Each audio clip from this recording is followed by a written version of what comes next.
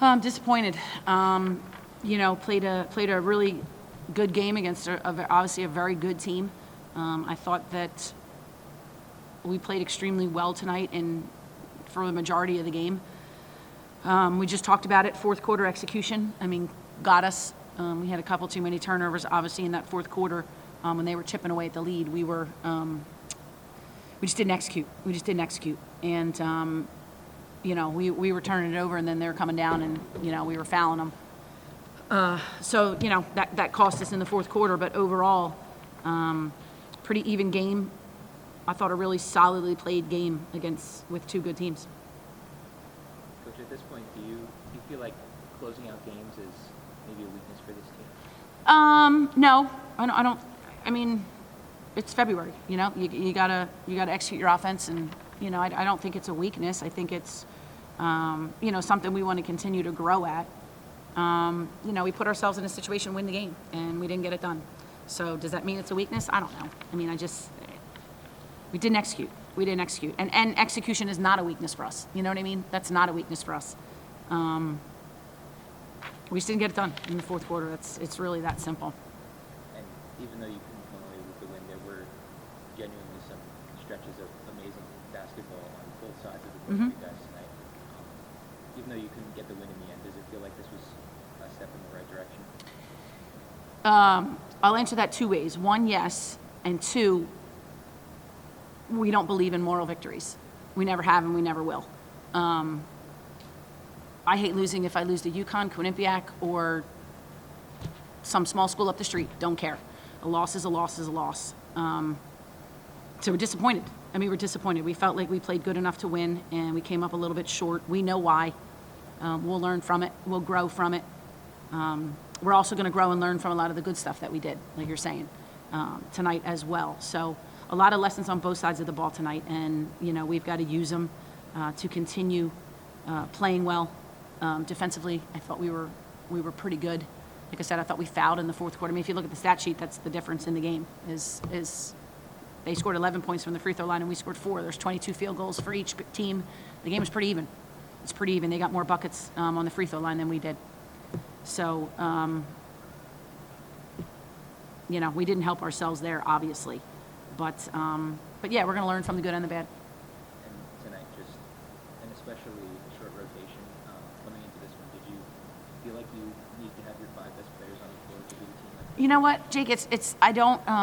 I don't really predetermine playing time. I'm not about that. I generally go with feel, based on a lot of things, based on practice, based on preparation, based on opponent, based on scout, based on matchup, based on feel of the game. So I honestly don't. I can't answer that for you. Did I come in planning on playing my starters this many minutes? I don't know. Probably not. But I felt like we were in good flow. I felt like the 5 of them were pretty keyed in, particularly on the defensive end. I felt like we were pretty locked in. So we went with it. Cool. When you look at a team like Quinnipiac, yeah, they've obviously been at the top of the league since they've joined, and every step of the way, it feels like they're right there with them, even when it's, maybe the team isn't necessarily having as good of a year. Do you think there is something about seeing them and knowing that you can go toe-to-toe with that team every time out? I'd like to say it doesn't really matter opponent. We want to prepare and play every game the same, regardless of who we're playing. Have we had some really great battles with Quinnipiac in the past 3, 4, 5 years? Yeah, we have. We've had some great games with them, and it's fun. That's what the MAC's all about. I have fun when we play them. It's a good time. It's a challenge, and I thought we were up for the challenge tonight. But you really, if you get caught up in who you're playing, and we're going to play really good because we're playing Quinnipiac, or we're going to play not so good because we're playing school X. I don't personally think that's the way to go into games. I think you go into a game to win no matter who you're playing. And I thought our preparation was on point tonight with a one-day prep for a really good team. I thought it was on point. I thought the buy-in was there. I thought the execution was there. We just came up short. It came up short. Cool. All right, so Makayla, just to kind of start from the beginning, the shooting as a whole team in the first quarter wasn't really there, and then Rafi made that 3, and then all of a sudden everything just started falling for everybody.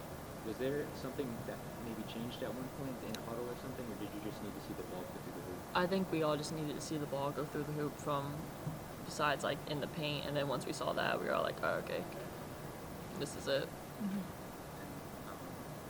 you have this game in hand for a good chunk of it, and then down the stretch, Quinnipiac comes back. In that stretch, maybe that last 5 minutes of the fourth quarter, what needed to be different to hold on to that lead? We needed to get stops and rebounds, and we needed to execute, but that's what it came down to, getting stops and rebounds, and unfortunately, we weren't able to get stops, so.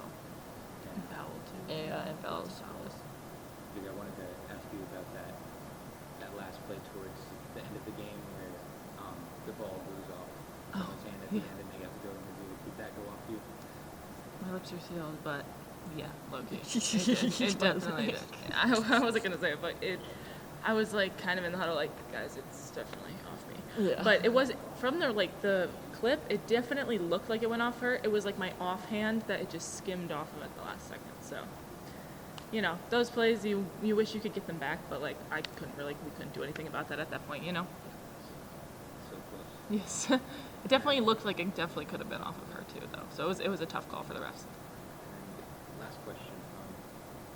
Great basketball on offense and defense for that big middle chunk of the game. But again, we see what the team can be, but you haven't really been able to put together a whole complete game and get a win as a result. How do you do that before March? I think that we get back in the gym on Monday and we just go right back to work. I think that we've made good strides, and like Coach says, like this time of the year is for peaking. So I think that we just get back to work and work towards getting a full 40.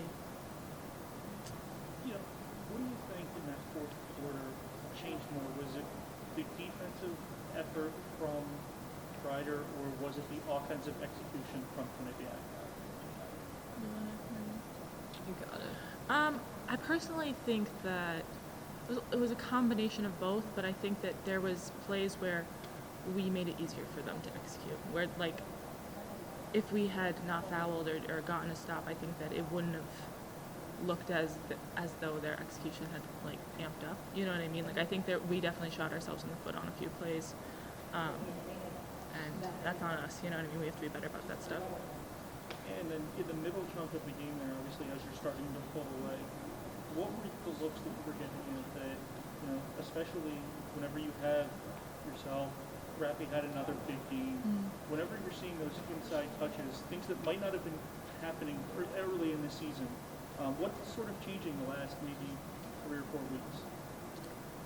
We worked a lot on inside-outside because we realized like that's what gets us open. That's where the looks are, and we can play more out of that than we can just rather fully inside or fully outside. So inside-outside creates a lot of open looks for us. Yeah, and if we're a threat from both, then that puts defenses in a tough position to have to like choose if they're going to double down on the post and leave a shooter on the perimeter, or not double down and let someone score inside. And then, you know, can you just talk a little bit about Amanda's role on this team, you know, coming back for her 5th year and sort of running that and being the one sort of deciding, is it an inside possession, is it an outside possession? No, it's not really. It's just like kind of in the flow of the game, and it's like once we get breakdown, it's like, all right, you just play, and that's kind of where the execution follows into. Yeah. But like sometimes she makes the calls because she sees something, and we run that, and those are the specific looks that we do get in those calls. But other than that, Yeah, I think that she does a good job of getting us in flow and getting us moving and picking up our pace on offense. So I think that that's been huge for us, and also just her experience and being here for her 5th year, it's really helpful to our team.